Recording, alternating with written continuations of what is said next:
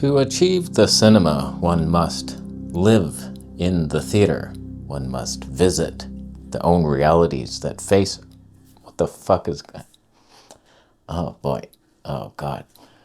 Oh God, why? Where was I? All I want is the perfect camera.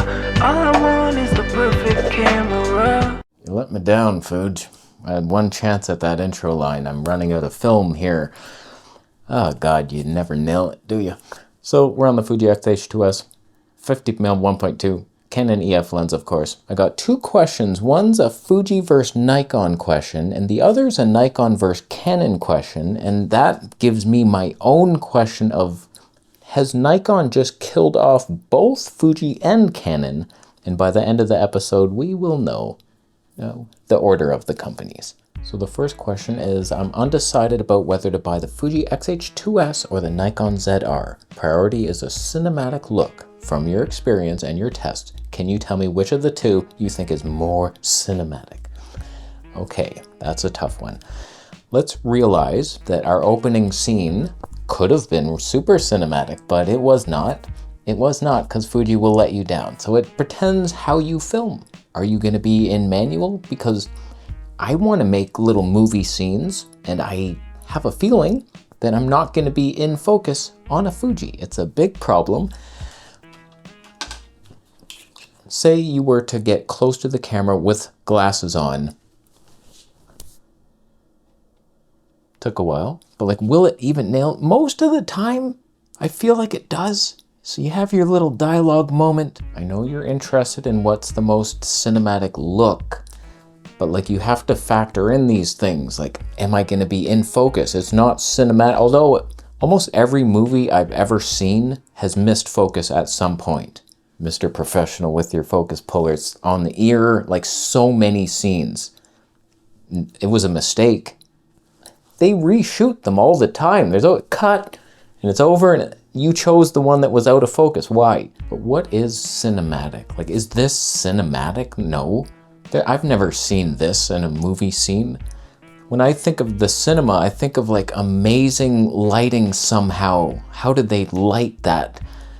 I have this in my shot. Like, that's never in a movie. It doesn't matter, but like, we're not movies here. We're YouTubers. You're making a YouTube video, right? A cinematic one. It's not the same apples to oranges. Orange horses. Sometimes you'll get people saying like, a real movie has deep depth of field. What are you doing? You think you're cinematic? And it's like, I'm not a movie. I'm a YouTube movie. And it becomes that I'm the character, and there's plenty of scenes in movies where it's like this dramatic thing where background's blurry and it's like an intense look. Susan, you took my donuts. So there's a lot of things that go into a beautiful cinematic image. That's not what most of us are doing. We just want the camera to be cinematic and like have my key light here in the wrong white balance temperature and like make me look like a movie. So which camera is more movie-like? One, in my opinion, the most important cinematic spec is dynamic range. It's just the look. For some reason, even though you color grade it after, you stretch it back out there, and it's contrasty now, there being more to work with in the beginning of that stage does something to the final image where it's just a lifted shadow look. Something about it. The Canon C70, you can't top that thing. It just so happens to have the best dynamic range in the business. So it's like, Fuji X-H2S has more dynamic range than the Nikon ZR. That's just a fact. In fact, Nikon almost trails the industry in dynamic range. Like, I would put Sony's ZV-E1 ahead of it. Also, Panasonic has their DGO type sensor that works in some frame rates at some of the time. Panasonic higher. Canon, I don't know, like, they have a lot of options. C70, their cinema line, more dynamic range. Like, who has less? OM system with Micro Four Thirds does, but they don't even count. So it's like, oh God, Fuji's more, whether it's medium format or APS-C, it's like, okay, yeah, you are last place, but you have Red RAW, and it somehow squeezes as much of the limited amount of dynamic range from the scene. But I'm just being honest with you. If I had to make the most cinematic look possible, like I'm just like, okay, I need this scene to look like a movie, I'm bringing the Fuji. That's just the reality. Like, I have both. The ZR is on its way, but one of the reasons I got the ZR was because it's a little more filmic, a little more cinematic. So it's like a Fuji, almost as cinematic, but so much more polished and actually lighter weight and full frame. And sometimes those things outweigh whatever cinematic spec you think you have.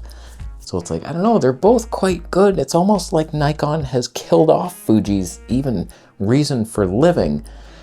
It's the look, but Nikon's kind of doing that too, and Red has a lot of LUTs, and you might prefer that, and it's also subjective, so it's not just like cut or dry.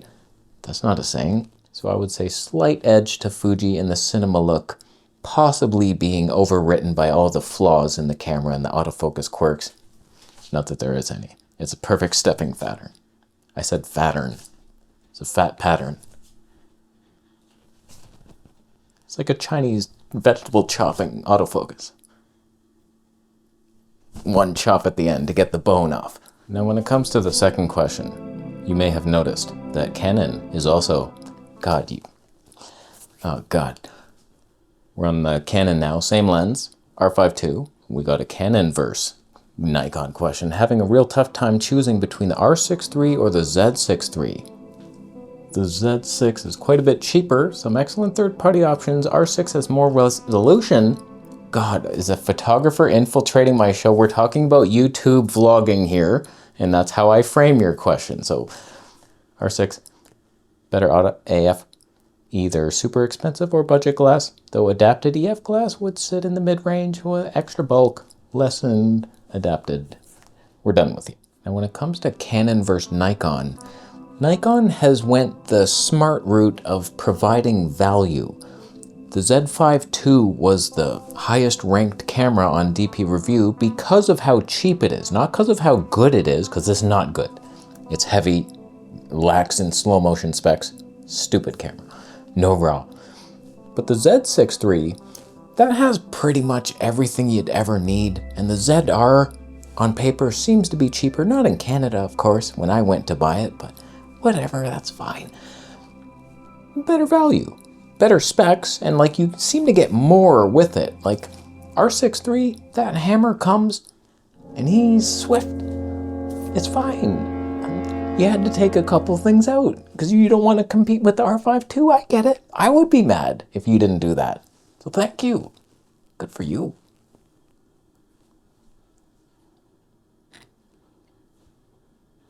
Is the R6 III capable of doing?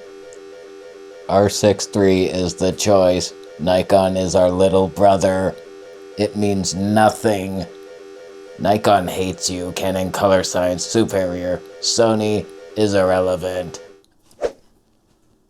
I didn't say those words. It's painful to me when I see a camera that I know is capable of more, but it's not doing it to protect another camera. Like, why doesn't the R6 III do 4K SRAW like we do? It would be easier. You have less megapixels. You could do it, but nope. Why can't you do HD 240? I can do it. That's weird. It seems weird to be out for no reason. So, I don't know, like, Canon is so much more polished than Nikon. It's just better in almost every way, but the look is almost cartoony.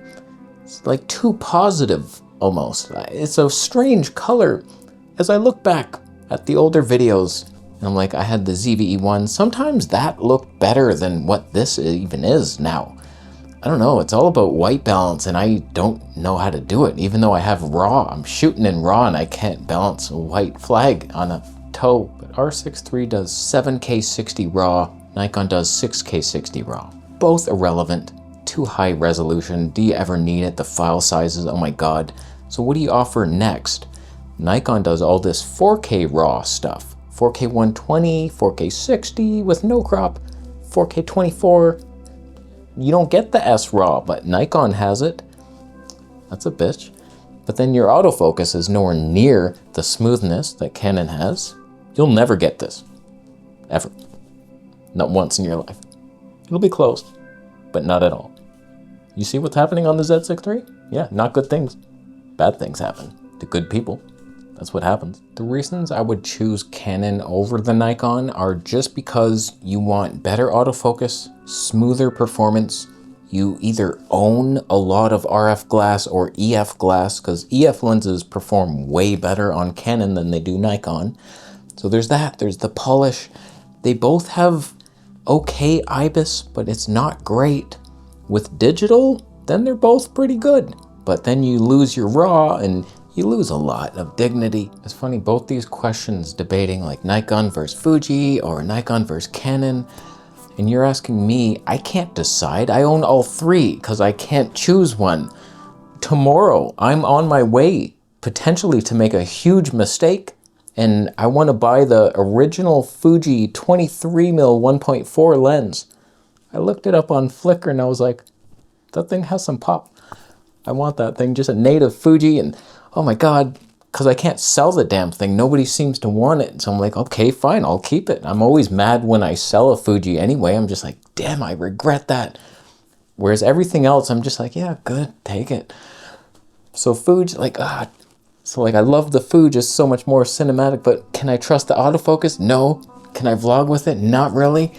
Oh, there's so much you can't do, so I feel like I have to own a Canon for the reliability and a lighter wildlife lens. So I keep the Canon, just get a Fuji wildlife, it'll be more magical. And these things fly through my mind at 90 miles per second. I can't make a choice. And so I bought the ZR as well. So like we have them all, and maybe I'll make a choice in Kingsville. And then when I do, no one will buy it because there's only 20,000 people in the town. Not one of them's gonna be a photographer. I debate it so hard every day, like, this is not the camera I would choose in Canon to film myself, nor would the R6 III be, because it's not a cinema cam. I would want the C70 with a speed booster, and then we're doing this with more dignity. It's like, okay, there's my image. This thing ain't clipping, the dynamic range you see in the skin tones on this. Whereas this is like a mirrorless look. All the mirrorless suck. I'm like, okay, I have those debate. Like, too much. You're asking the wrong ass guy. My answer is buy them both, then compare them in a shootout, vlogging double-handed. Then you'll know the real answer. Until you walk off the cliff yourself, you don't know if you can fly. So let's all try it. So when you're comparing your gear and you're debating what to buy, and you don't know which system, and the grass looks greener on that side, but then there's a couple of burnt patches, just know that you're right, and there is no right answer. You have to go with what feels right. And that's what keeps me with Fuji. It's a feeling. There's something about it where I regret when I sell it. I love the image. There's something about working with the camera. Like, Fuji's the only one where you record a video, you open the folder, and it's that one video. That's the only file in there, and you're just like, thank you.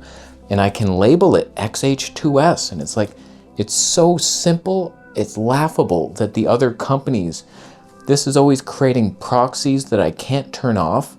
Then the file name is like 19 rows of letters, and the one that I customized is somewhere in the middle, R52. And it's like, which is the first file that I just recorded today of the three?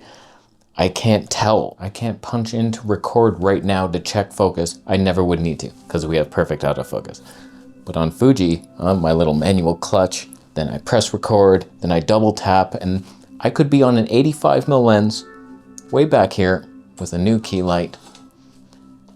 And I could see, because it would only be like this, the frame as I'm punched in. Even though that screen's far away, I've done this, and it's like, here is in focus. Whereas on Nikon, when I have some like manual lens to review, I can't see it. I can't see if I'm in. So the answer, of course, to all your questions is yes, they're both pretty damn good. They're good enough. Go with what feels right. And then lenses is the more important choice. Make sure you have your lenses, because without that, you can't just pick a camera and then all of a sudden you're in RF system. You're like, oh, they don't have Viltroxes. It's a problem. So like old Fuji lenses, like they hunt. You find the 56 mm is the best lens ever made. Can't even do this. Could not do it. Even you look left and it jumps off somewhere. It's like it hunts all the time because there's only one wire in it. But practically speaking, Nikon is kind of better than both for less money. It really is there. Like I'm always shocked when I recommend the Fuji X-H2S. I'm like, if you want a budget option, it's like, oh, that's more expensive than either full frame. Wow. Uh-oh. Like I think it's the same price as the R6 III probably. Like it's up there. So it's just bad news, but whatever, they all have their pros and cons. But Nikon's a sweet spot. You know, Canon's like better in some things, but more expensive and heavier. And it's like, I don't know if that's worth it. Whereas Fuji, like you'll lose focus on every shot, but slightly better look. There's a lot to debate. So what do you think? Who's the better company? Fuji, Canon, Nikon, Panasonic, Olympus, Fuji, Pentax. I forgot one. Oh God, who did I forget? Let me know down below after you donate Bitcoin. Subscribe for more.